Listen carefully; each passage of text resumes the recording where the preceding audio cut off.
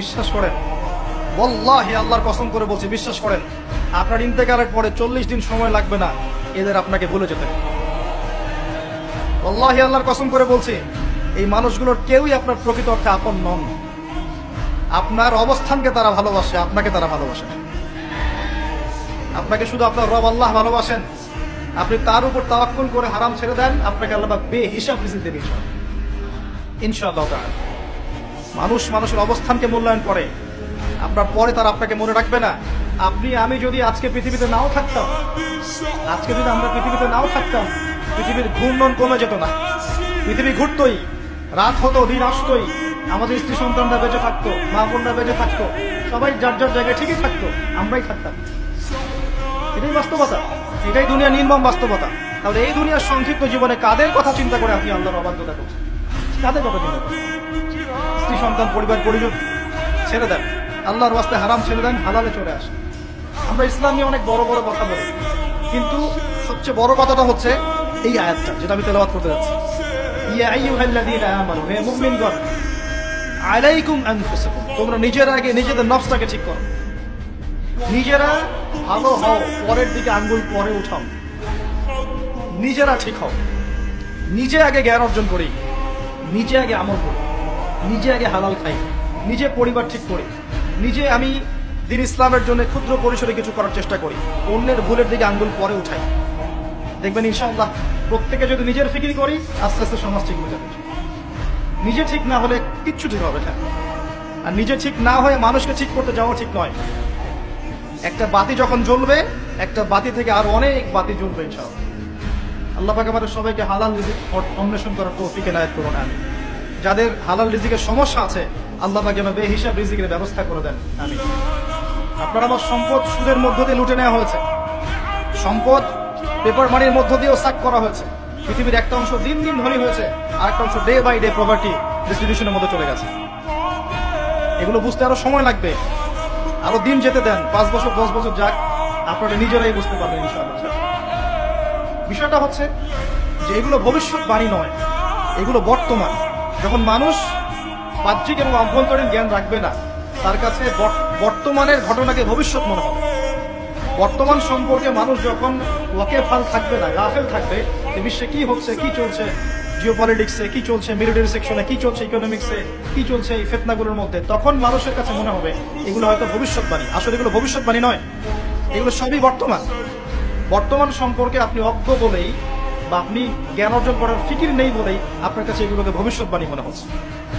আপনি দুই চোখ খোলেন, খিদিরের মতো হন আলাইহিস সালাম, আপনি দেখবেন সবকিছু আপনার কাছে স্পষ্ট হয়ে যাবে। আমরা এমন একটা সময় বাস করছি যেখানে আখিরুজ জামানের ম্যাক্সিমাম সাইনগুলো দেখা যাচ্ছে। ম্যাক্সিমাম ডে বাই ডে আপনি ধর্ষণের বৃদ্ধি দেখতে পারবেন, ডে বাই ডে আপনি জেনা বাড়বে দেখবেন, মাদকদ্রব্য মানুষ বেশি বেশি খাবে। একটা মানুষ খুঁজে পাবেন না যে ব্যক্তি সুদ থেকে 100% মুক্ত থাকতে পারবে, একটা মানুষ পাবেন। বাহ্যিক বিষয় বাদ দেন, ইন্টারনালে আসেন। মনে করেন আমি একটা বাসায় ভাড়া থাকি, বাসার মালিক লোন নিয়ে বাড়ি করেছে, আমার মতো আরো 10টা ভাড়াটি আছে, সবার টাকা নিয়ে এসে লোন শোধ করছে, পরোক্ষভাবে আমিও সুদ খাচ্ছি, আমিও সুদের সাথে সম্পৃক্ত আছি। এটা সেই জামানা যে জামানা সম্পর্কে নবী সাল্লাল্লাহু আলাইহি ওয়াসাল্লাম বলেছিলেন যে যে ব্যক্তি সুদ থেকে দূরে থাকতে চাইবে, আখিরুজ জামানে তার গায়েও সুদের ছিটাফোঁটা গিয়ে লাগবে, কেউ মুক্ত থাকবে না। টপ টু বটম দেখবেন সুদি কারবারের সয়লা। আর কেন রাগ হচ্ছে না আমার সাথে? আল্লাহ রাব্বুল আলামিন পবিত্র কোরআনে বলেছেন, ইয়া আইয়ুহাল্লাযীনা আমানু, আমি আপনাকে আল্লাহর কালামটুকু শোনাতে এসেছি। জোর করে কাউকে কিছু মানানো যায়? এটা ইসলাম শেখায়? ইসলাম তরবারির জোরে কোনো কিছুকে মানতে শেখায়? ইসলাম শুধু দাওয়াত দিতে শেখায়। ফাযাক্কির ইন্নামা আনতা মুযাক্কির, শুধু অনুবাদ করতে চাচ্ছে আল্লাহর কথা। যে কোনো আলেমের কাছে গিয়ে অনুবাদের সত্যতা যাচাই করে নিয়ে আল্লাহ বলছেন, ইয়া আইয়ুহাল্লাযীনা আমানু, হে মুমিনগণ, ইত্তাকুল্লাহ, তোমরা আল্লাহকে ভয় করো, ওয়া যারু মা বাকিয়া মিনার রিবা, সুদগুলো ছেড়ে দাও, সুদের অবশিষ্ট অংশগুলো ছেড়ে দাও। ইন কুনতুম মুমিনিন, যদি প্রকৃত অর্থে মুমিন হয়ে থাকো। ওয়া ইন লাম তাফআলু, যদি তোমরা এই কাজটা না করো, অর্থাৎ সুদ না ছেড়ে দাও। ওয়া ইন লাম তাফআলু, যদি তোমরা সুদ না ছাড়ো, কে বলছেন? ফাযারু বিহারবিন মিনাল্লাহি ওয়া রাসূলিহি, তাহলে আল্লাহ এবং তার রাসূলের সাথে যুদ্ধের ঘোষণা শুরু করো।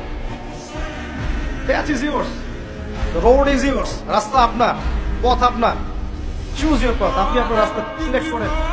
আপনি আল্লাহর সাথে যুদ্ধ করবেন তার নবীর সাথে যুদ্ধ করবেন, নাকি এগুলো ছেড়ে দিয়ে আল্লাহ ওয়ালা হবেন? আপনার চিন্তা। কে আপনাকে বাধ্য করবে? কেউ নেই বাধ্য করবে, কেউ বাধ্য করবেন আপনাকে।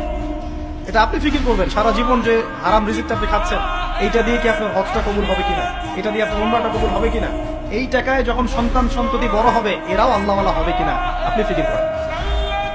আপনি চিন্তা করেন যে নবী মুহাম্মদ সাল্লাল্লাহু আলাইহি ওয়াসাল্লাম জিনা শব্দটা মুখ থেকে বলতেও লজ্জা পেতেন, জানেন? আমাদের নবীজি জিনা শব্দটা মুখ দিয়ে বলতেও লজ্জা পেতেন। একজন সাহাবী এসেছেন, এসে বলেছেন যে আমি অন্যায় করেছি ইয়া রাসূলুল্লাহ, আমি অন্যায় করেছি ইয়া রাসূলুল্লাহ, আমাকে পবিত্র করুন, দুনিয়াতে আমাকে শাস্তি দিয়ে দিন, পরকালে আমাকে কোনো শাস্তি দিয়েন না। নবীজি মুখ ফিরিয়ে নেন, একবার ডানে একবার বামে মুখ ফিরিয়ে নেন, তার কথা যেন তিনি শুনছেন না। বলছেন বাসায় যাও, বাসায় গিয়ে ক্ষমা চাও, আল্লাহ মাফ করে দিবেন। কিন্তু সেই ব্যক্তি নাছোড়বান্দা, না আমাকে পবিত্র করেন, আমি অন্যায় করেছি, হুদুদ কায়েম করেন। তখন নবীজি বাধ্য হয়ে বলছেন আবিকা মাজনুন, তুমি কি পাগল? তখন সেই ব্যক্তি বলছেন না ইয়া রাসূলুল্লাহ, আমি পাগল নই, আমি অন্যায় করেছি, আমাকে পবিত্র করেন। কি কি তাড়না, যাতে আল্লাহর কাছে তাকে পরকালে শাস্তি পেতে না হয়, দুনিয়াতে শাস্তি দিয়ে দেয়। কি তাড়না! এরকম মানুষ আছে এখন? চিন্তা করেন।